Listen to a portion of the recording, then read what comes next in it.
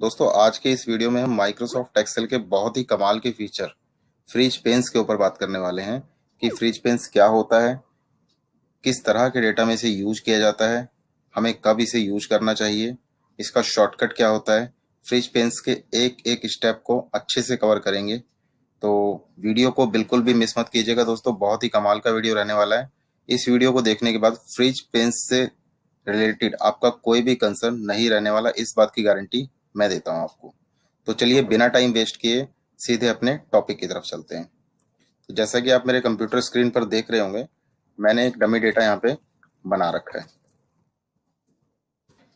इसमें पहले वाले कॉलम में सेल्स पर्सन है और उसके बाद ऊपर वाली रो में मैंने ईयर मेंशन किए हुए हैं और उससे नीचे वाली रो में मैंने मंथ मेंशन किए हुए हैं। यहाँ पे इनका टोटल चल रहा है और इस रो में भी इनका टोटल चल रहा है। देखिए दोस्तों, सबसे पहला पॉइंट कि फ्रिज पेंस किस कंडीशन में यूज किया जाता है।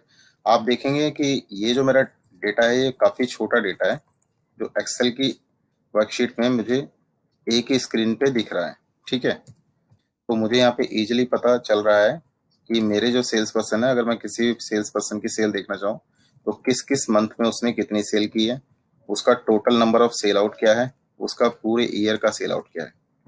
ठीक है, तो ऐसी कंडीशन में तो फ्रिज पेन्स की हमें ज़रूरत नहीं पड़ती है, क्योंकि हेडिंग्स और डेटा टेबल में हमें एक साथ दिख रहा होता है। तो फ्रिज पेन्स लगता किस तरह के डेटा पे है? Fridge pens usually large data पे लगता है।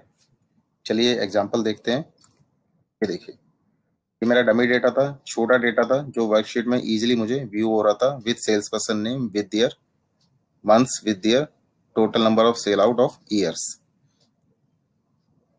लेकिन यहाँ पे मैं आता हूँ तो यहाँ पे सेल्स पर्सन भी मेरे बढ़ जाते हैं, नंबर ऑफ मंथ्स भी बढ़ जाते हैं, ईयर भी बढ़ जाते हैं। ठीक है, तो ऐसे में मान के चलिए मैं इस तरह से देखता हुआ आ रहा हूँ सेल्स पर्सन की। और जब मैं नीचे आता हूँ तो मेरा हेडर जो है ऊपर चले जाता है, क्योंकि मैंने इसको फ्रिज पेन नहीं किया हुआ है। और ऐसे में मुझे इस कॉलम का आके सेल आउट देखना है कि विनोद कुमार के करके जो सेल्स पर्सन है, इन्होंने कितना सेल आउट किया है। इन्होंने यहाँ पे 12 सेल आउट किया है, जहाँ पे मेरा सेल पॉइंटर है। लेकिन ये कौन से वाले मंथ का है, तो मुझे दोबारा से ऊपर जाना पड़ेगा, जो कि वेस्ट ऑफ टाइमिंग है।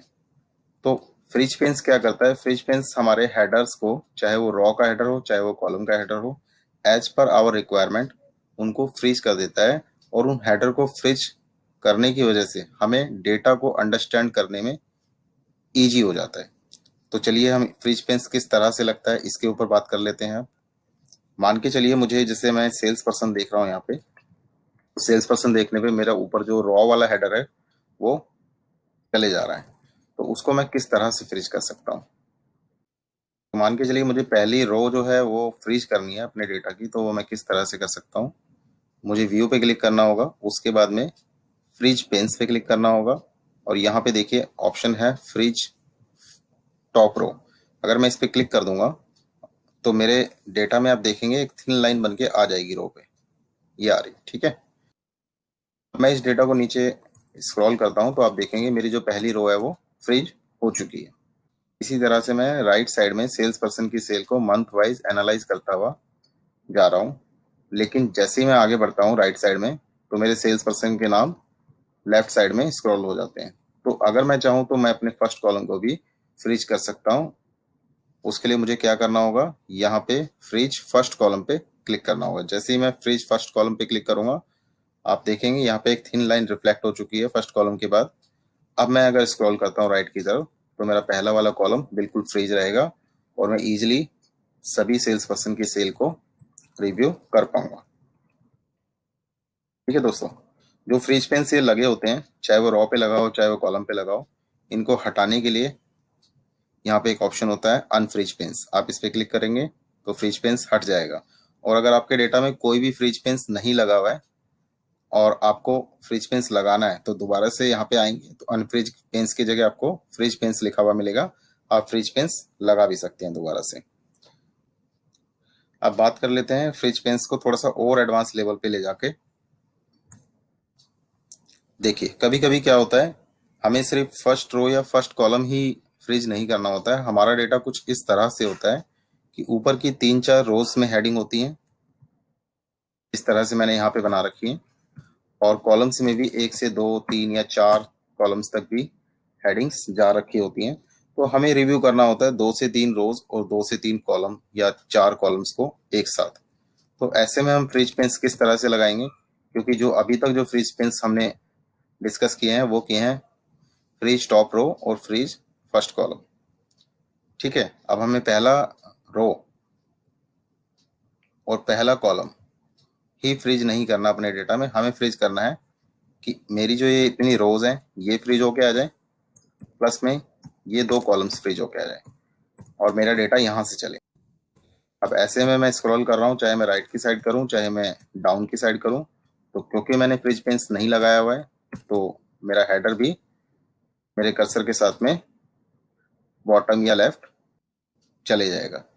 तो मुझे फ्रिज पेंस लगाना है मल्टीपल्स लाइंस पे और मल्टीपल्स कॉलम पे। सबसे पहले इस तरह के डेटा पे फ्रिज पेंस लगाने से पहले हमें ये देखना है कि हमें फ्रिज पेंस कहाँ से चाहिए। हमें फ्रिज पेंस चाहिए इस वाले सेल से। मेरा माउस का पॉइंटर देखिए आप, इस वाले सेल से चाहिए। क्यों चाहिए? क्योंकि इससे ऊपर के सारे रोज फ्रीज होने चाहिए और इससे पहले के सारे कॉलम्स फ्रीज होने चाहिए। ठीक है, तो मैं इस वाले सेल पे कर्सर रख दूंगा और उसके बाद में मैं फ्रिज पेंस में जाके यहाँ से फ्रिज पेंस को एक्टिव कर दूंगा। जैसे ही मैं फ्रिज पेंस को एक्टिव करूंगा तो आप देखेंगे दोनों तरफ से थिन लाइन बन के एक आ गई है।